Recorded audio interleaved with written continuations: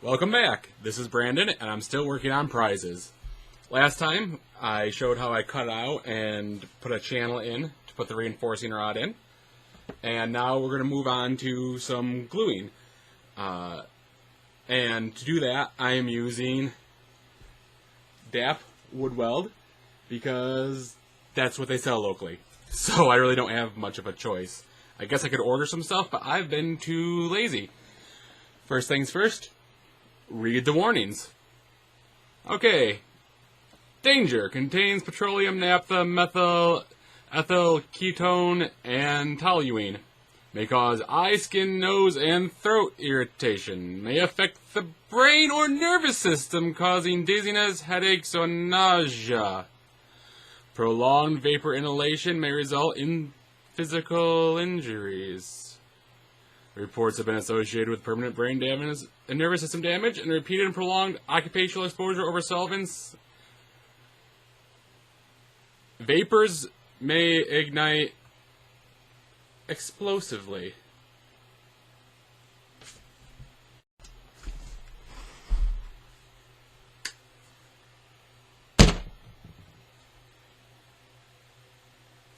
There you go.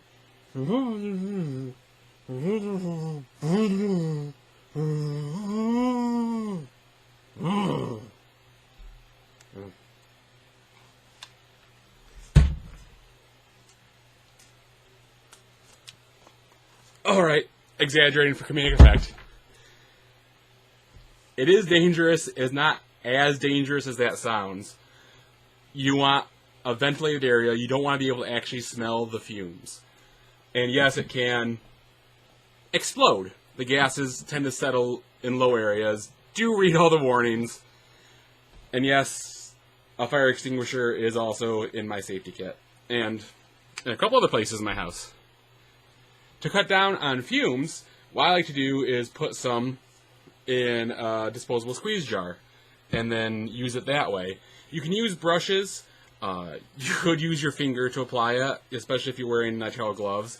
I tend to like to use scrap foam because there's a ton of it, and it's free. Well, I mean, I paid for it initially, but now it's free to apply an even coat on. It is very sticky. It will ruin anything it gets in that it sets in, so protect your floor in front of you, protect your work area with something even more disposable than what you're protecting the other work area with. Newspaper works perfectly fine. I'm using a old shower curtain as a tarp underneath me right now. Because I don't think my landlord would like it if I ruined this carpet more than it already is ruined from just being old. And, see, can't even really smell it. It cuts down the fumes a lot, lets you apply more directly. And here we go.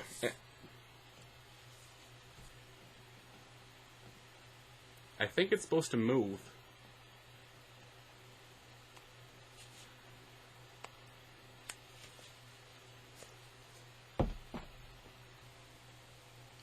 As if I knew that was going to happen, I have another one. And you can see, it actually moves. The DAP has a shelf life about a year if it's sealed in this container. If it's sealed in one of these, it's significantly less. So just put, a couple of projects worth when you're working on them in these, and then throw them away. I know it's wasting DAP, but it's not that expensive. And if you're not using fresh DAP, you will run into issues. I had some pretty big ones. That's one reason I'm going to try to remake my beautiful Finn the Human-esque helmet here. The bear helm. Because, let's see if I can get you to see it. I kind of worked with it. It wasn't supposed to have these lines in it. I would glue, and it would seem very solid. And then, after a while, it would peel away part of it, and leaving these like spiderweb strands. I have that in a couple of my other swords as well. It seemed like I had a good, solid joint, and then it would expand days later. So definitely use fresh DAP or whatever rubber cement of your choice is. And now I'll actually start to apply some stuff. DAP and other contact cements you have to apply and then let itself dry. Trying to get hairs and stuff in it. And this takes about 10 minutes as long as it's not too humid. And for EVA foam, you really, really, really want to put 2 coats on. It will hold a lot better. I know I'm doing a fairly large area at once, but I can. The trick is to get a nice, thin, even coat. You want to definitely make sure it gets everywhere, which is one reason why I'm wearing the nitrile gloves, because I am going to get stuff on my hands doing this. And one thing I neglected to do, and let's see if this makes me fail even faster, is you see I've got black lines from where I cut it out on the foam. And the alcohol in the marker, I've noticed, tends to separate the DAP as well. It tends to make it a bad joint. And it'll start to bleed through even when you're coloring it. Another thing that happened on the fin helm. You don't want things coming apart. On the other hand, these are so close to the edge, that's where I'm going to end up sanding off and re-gluing anyway. I'm cheating by using a power sander to get a more final shape. That's why I kind of made this overly big. Although a lot of props you'll make for costumes are, you know, from video games, which are visual media, and their weapons and armor are huge compared to what you'd want in a real life situation. You know, so if you're ever fighting space aliens or zombies, know that your weapons are going to look smaller. Definitely less thick. I especially like that in Skyrim, where the weapons are all as thick as oars. The DAP doesn't stick as well to the fiberglass, and I didn't even bother taking the paper UPC coat off of here. But the main thing that the rod is doing is going to stiffen it, and when these two pieces get glued together, that is what's going to provide the joint to keep the rod in. So you don't have to worry too much about the rod, and that will probably only get one layer. You do have to wait till it's dry, so it's just a little tacky, not completely dry. Well, sometimes completely dry. The drier it is, the sooner it'll stick for the most part. So this is another place where having inspirational entertainment in the background will really help. I have Scott Manley doing a live stream. Well, his recording of his live stream going on right now. And you'll definitely have some time to kill. A really good thing to do is, while you're doing this, while this is drying, make some more things. Juggle tasks. This will come up when I do the plasti dipping as well. You want a lot of light layers for the most part on the plasti dip, so you'll have lots of time to be doing other things. So juggle tasks. Have the plasti dip drying while you're gluing some of these, while you're cutting out new things, while you're looking up inspiration, while you're working for the man at your job.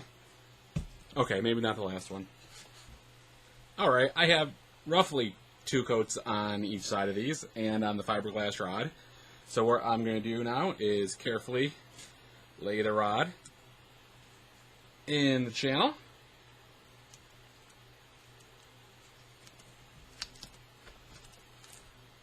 Press firmly down, but not too hard.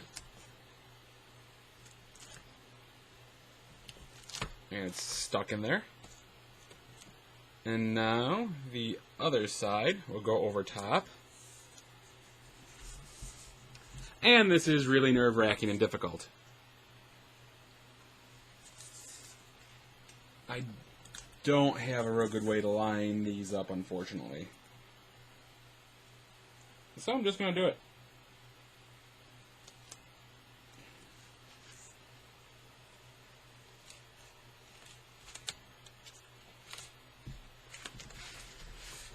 do want some pretty even force, and you want a flat surface.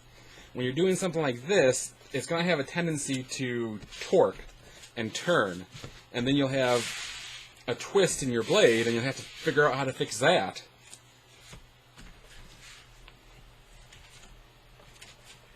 Just low pressure.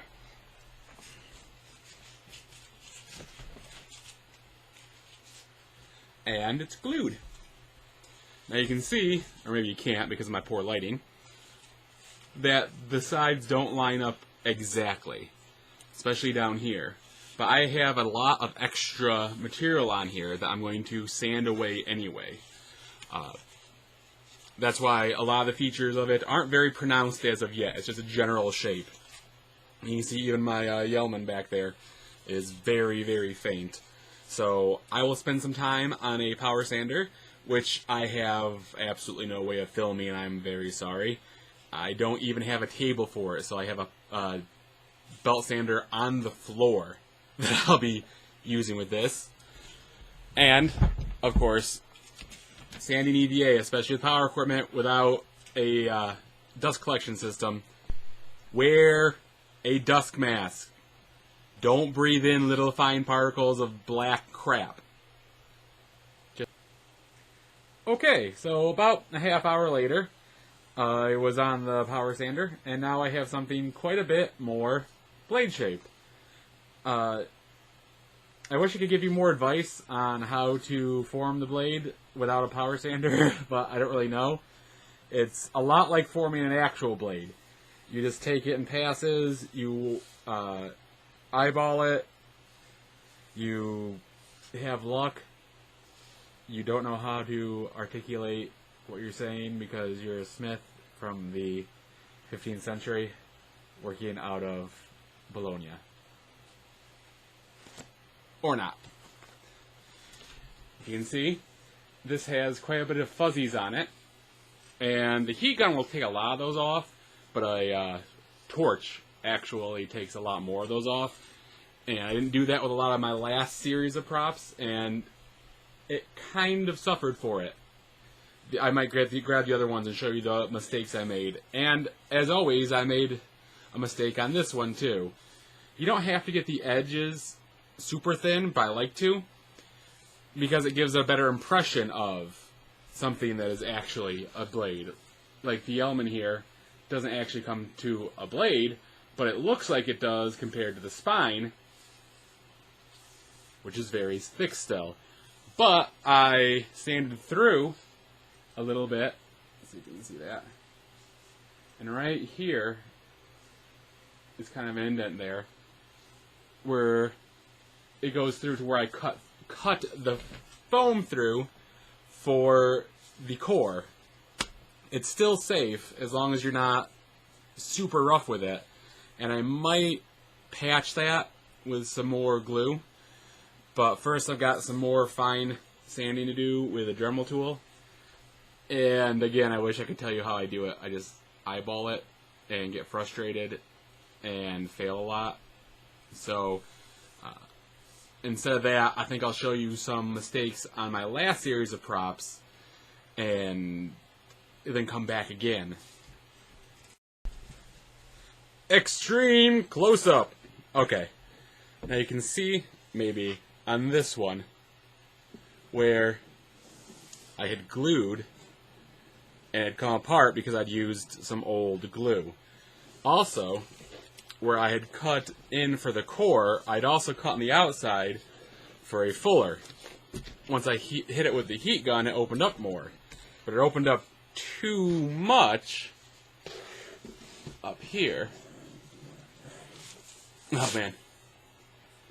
To the point where I had a hole straight to the end of the fiberglass rod. And I had to patch it with another piece of foam. I actually cut more of it out and then patched it with a piece of foam. I also, on this one, should have put some more wire in it rather than just ending the fiberglass down here, because this part is just all floppy and has been bent all the way out of shape. But up here for the quillins, I actually did remember to put some hanging wire so they're nice and tight. As you can see right here, in there is actually, oh, this doesn't actually, there's, is the orange of the rod. So, I done messed up.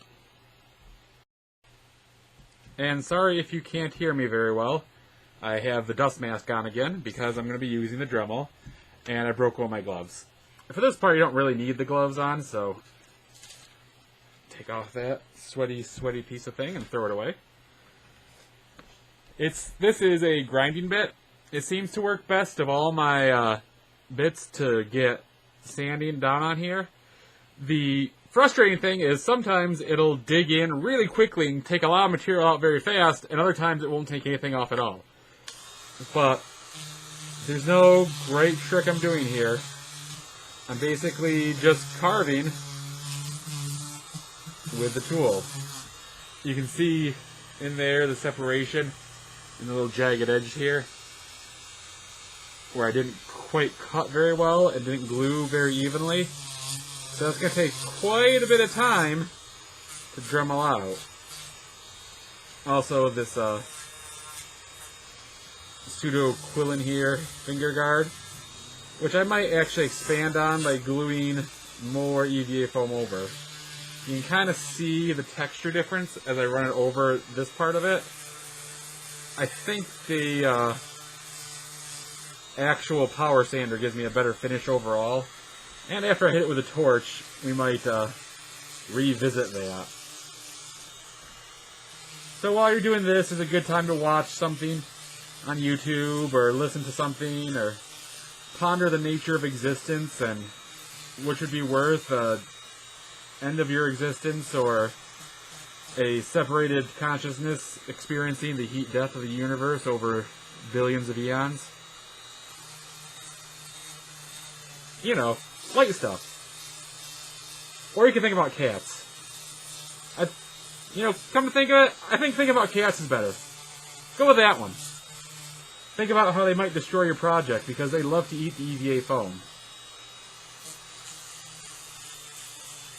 And this will take forever. So, bye? And now I am covered with very fine powdered EVA foam. It's all over me. It feels like I'm wearing a mask, but it still feels like it's inside me. Oh yeah. So, we got some good things done today. Got the blade shaped a bit better. We're going to then cut out more things to give it some depth and some drama and some, just more cool little gribbly things. We got to get the glue all set on the main part of it. We got sticky and sweaty and covered and stuff, and now it's time for some major cleanup. As fun as it is to work with this stuff, it can make me feel seriously dirty.